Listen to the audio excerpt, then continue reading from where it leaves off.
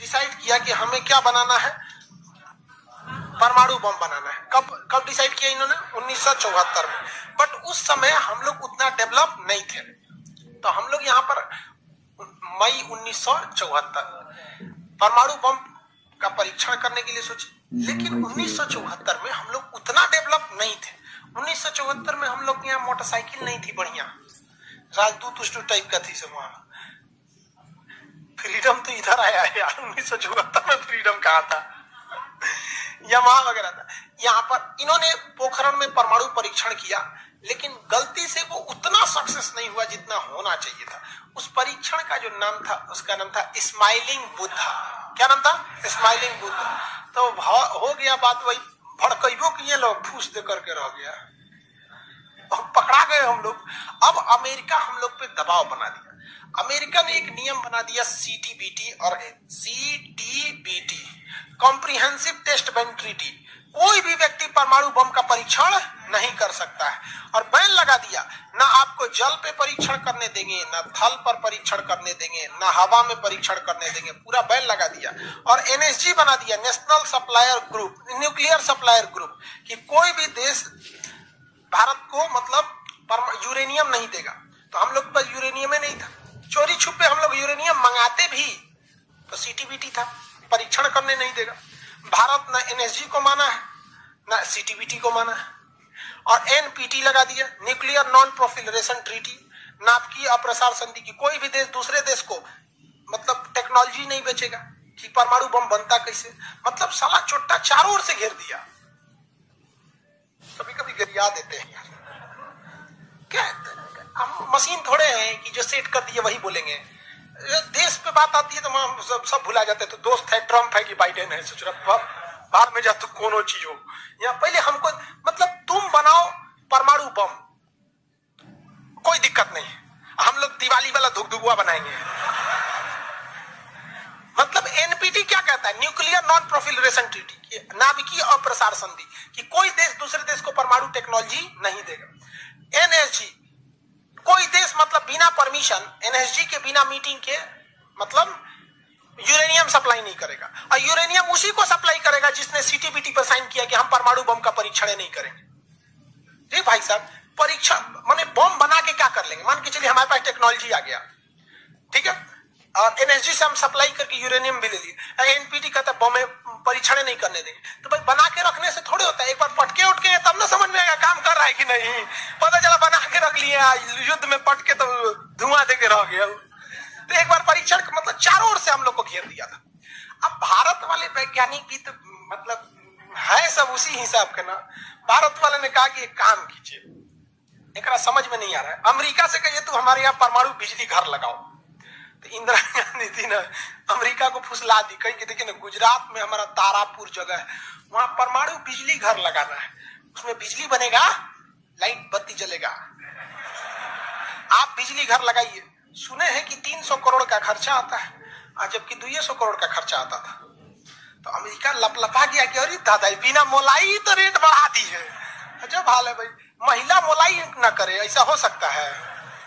महिला को कोनो सामान फ्री में कहेंगे तो कहेगी 2 गो दे दो। तो अमेरिका ने सहयोग कर दिया, हाँ हम पूरा परमाणु बिजली घर बना देंगे, बिजली बनेगा, आपके यहाँ भुक भुक लाइट जलेगा एकदम। तारापुर में 1972 में बिजली घर लगा दिया। अब बिजली घर चलेगा कैसे? इंदिरा गांधी का हमारे यहाँ यूरेनियम नहीं है, एक काम कीजिए, जो बिजली घर लगा है ना उखाड़ के ले जाइए अपना, ठेका कैंसिल। कहा अरे पगली कही तो पैसा दे, तो पैसा कौन ची का, कि तू कौन सी तू बनी ले एनएसजी कि हम यूरेनियम नहीं देंगे, कहा चाह तुमको दे देंगे, कोई दिक्कत नहीं। अब वो यूरेनियम लिया था हमें बिजली घर में भड़काने के लिए। अरे भैया तू ले आओ ना, हम लोग ना डिसाइड करेंगे इसको भड़काना किधर है। इधर आया 1972 में तारापुर में, उधर तैयारी चल रही थी 1974 में। हम लोग ने उसमें से निकाल के इसमें भड़का दिया। बाद में पता चला गलती हो गया, अमेरिका होशियार निकला, जो यूरेनियम बिजली घर में लगता है वो 20% इनरीच रहता है, अब परमाणु बम में 80% इनरीच चाहिए होता है। हमसे गलती हो गया, ससुरा जातो गया भातो ना मिला, भड़काइयो दिए, बदनामो हो गए लोग, और सब सतर्क हो गया, सब हरक गया। सब देहात में बोला जाता है ना, हरक गया सब। ले भाई हम लोग को पता नहीं था, हम लोग कच्चे मसाला पे भड़का दिए थे लोग। सब 75 को नियम लगा दिया, हम लोग को कोई देता ही नहीं था। तो बस अब भारत में वैज्ञानिक, इंदिरा गांधी ने प्रोग्राम को कैंसिल नहीं किया, कहा कि बनाइए। अब भारत में धीरे धीरे आगे गए, एक से एक वैज्ञानिक मिल गए सब। उसमें एक चिदम्बरम थे, बहुत मशहूर वैज्ञानिक, और उसके बाद मिल गए हमारे एपीजे अब्दुल कलाम, सोने पे सुहागा। इन्होंने परमाणु बम बनाने की पूरी तैयारी कर ली। अब तब तक लेकिन कोई भी प्रधानमंत्री डरे उन लोग को खुली छूटे नहीं देता था कि परमाणु भड़काइए, क्योंकि अगर फूस हो गया, देखिए भड़क के सक्सेस हो गया तो किसी के बाप की औकात नहीं फिर कुछ बोले। भड़का दीजिए उसको, उसके बाद कौन सी बोलता है, ले आओ रे, ले आओ तो कौन सी नहीं, लेकिन अगर भड़काए और फूस कर गया तब तो पिटा जाएंगे।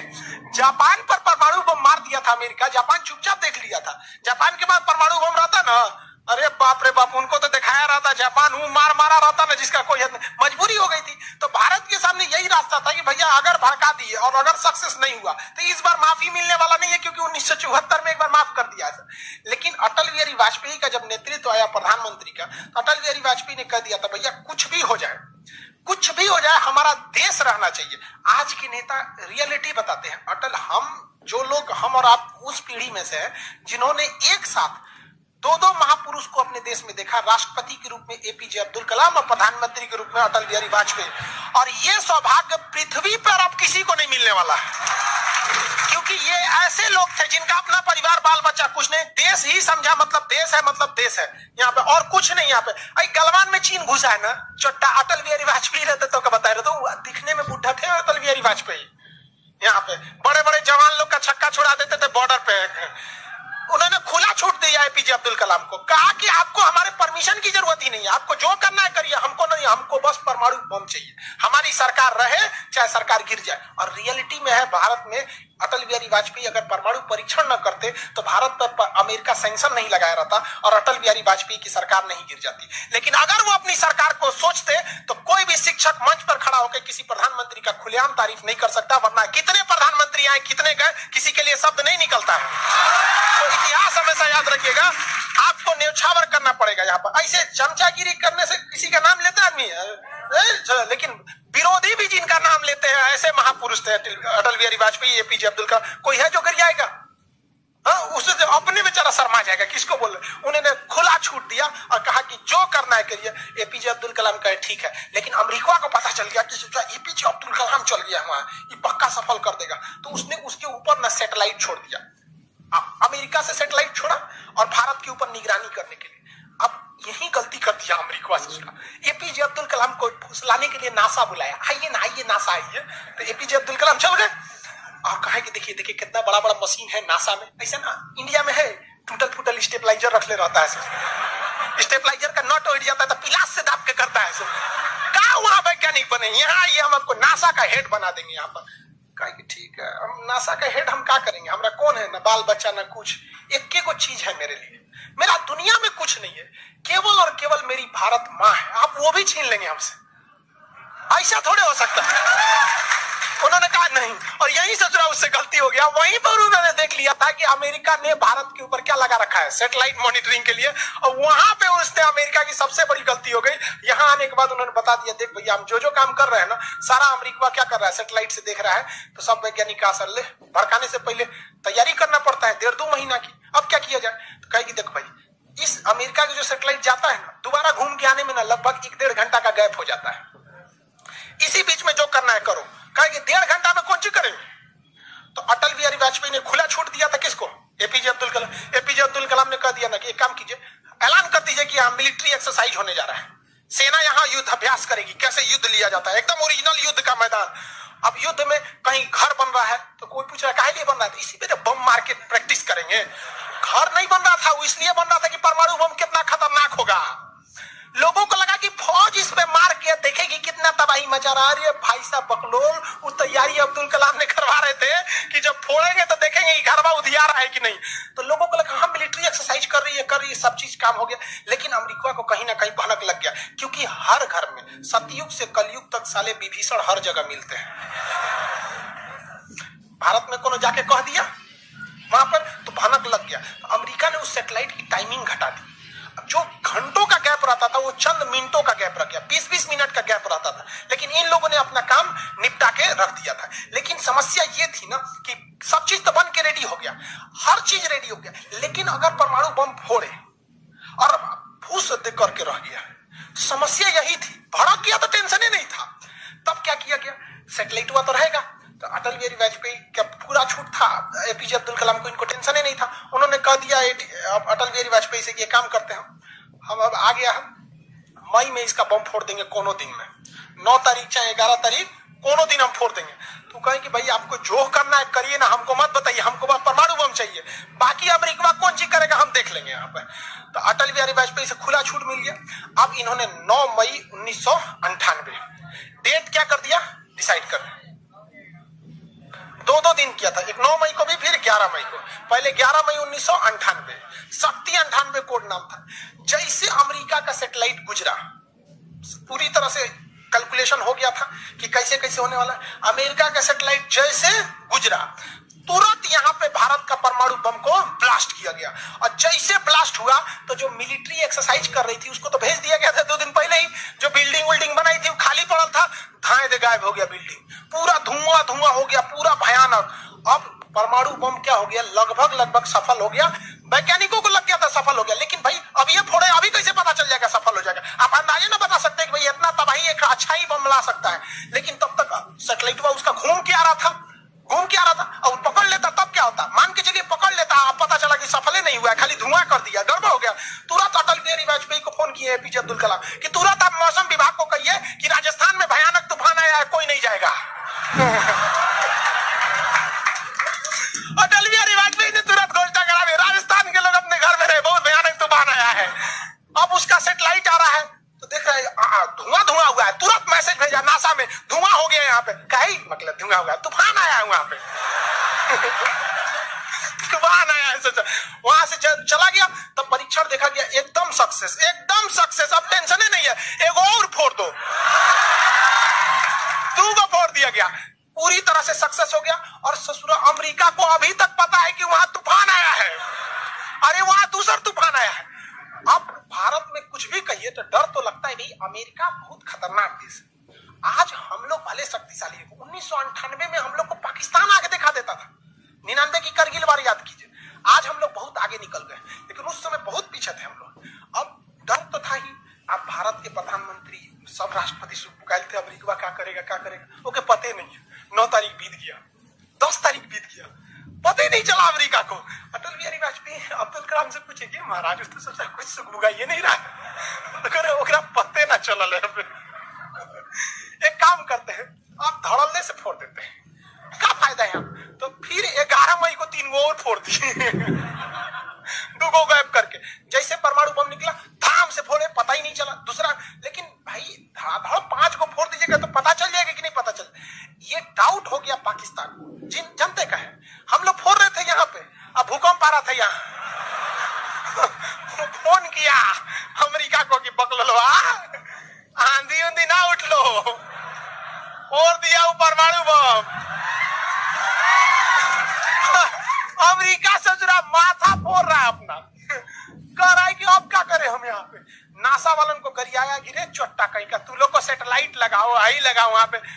कौन चीज देख रहा था लोग वहां पे, हम तो बोलबे किए थे कि उधर तुका उठाया था, अपने ना बोल रहे थे कि आंधी उछल है वहां पे।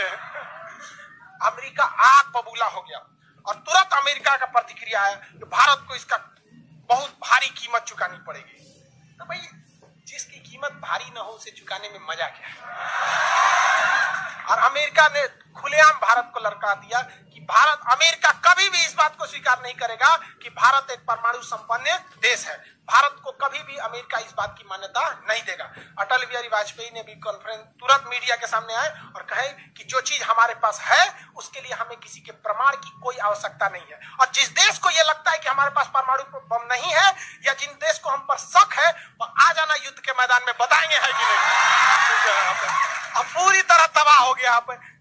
अब अमेरिका माथा पीटते रह गया। अमेरिका ने आदेश दिया अपनी सेना को कि तैयार रहो। अटल बिहारी वाजपेयी ने आदेश दिया अब्दुल कलाम को कि जो बम बनाए है ना 2-4 को फोटोकॉपी उसका रेडी रखे।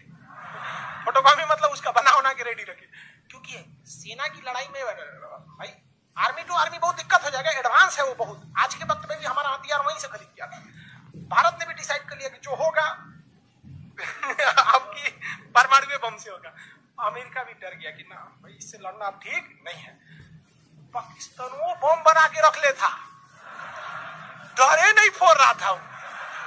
एक हफ्ता तक देखा कि भारत को क्या हो रहा है क्या हो रहा है, देखा कि कुछ नहीं हुआ, इहो चुप पे फोड़ दिया।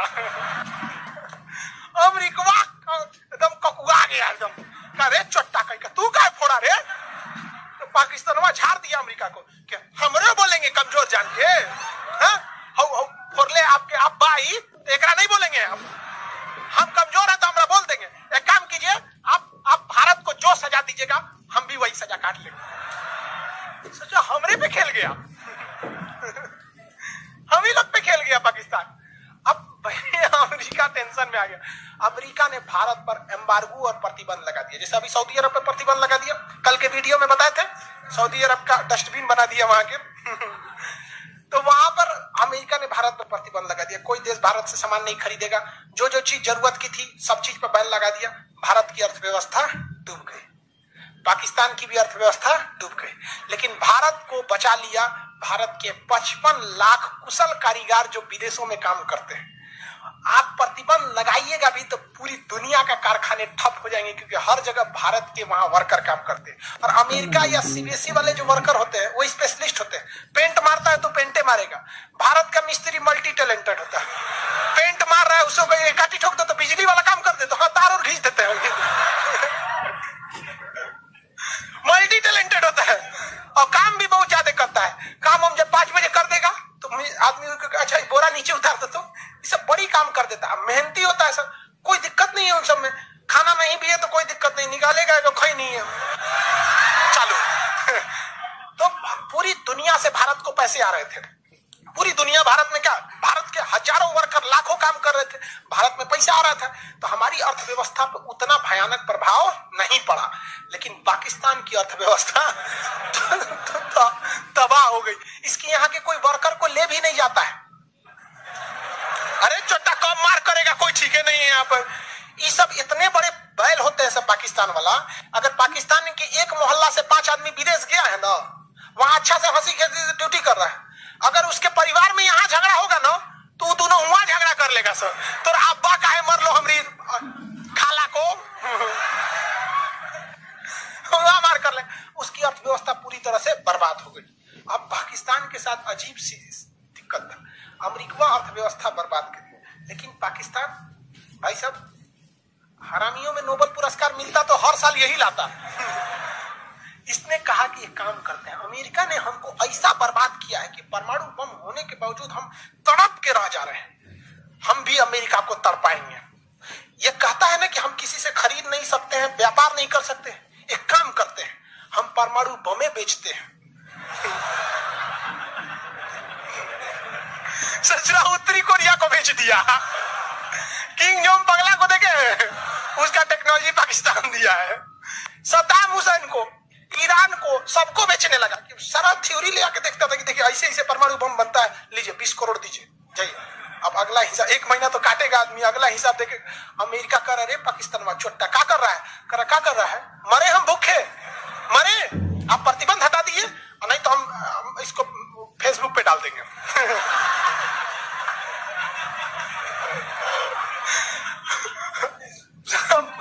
अमेरिका पगला गया, अमेरिका प्रतिबंध हटाया, इस बार फायदा उठा लिया भारत का गिरे ओकरा हटाया तो हमरो प्रतिबंध हटाओ। समझ आ गया कि देगा। तो गलती से भी अगर हम लोग जब भी एक दूसरे का अंतरराष्ट्रीय मंच पर साथ दिए हैं ना तो दोनों को फायदा हुआ है, लेकिन ये चुट्टा उसको समझ में नहीं आता है। अभी भी अगर वो शांति से रहेगा ना तो बहुत आगे जाएगा, और अशांति से रहेगा तो एकदम में आगे चल जाएगा।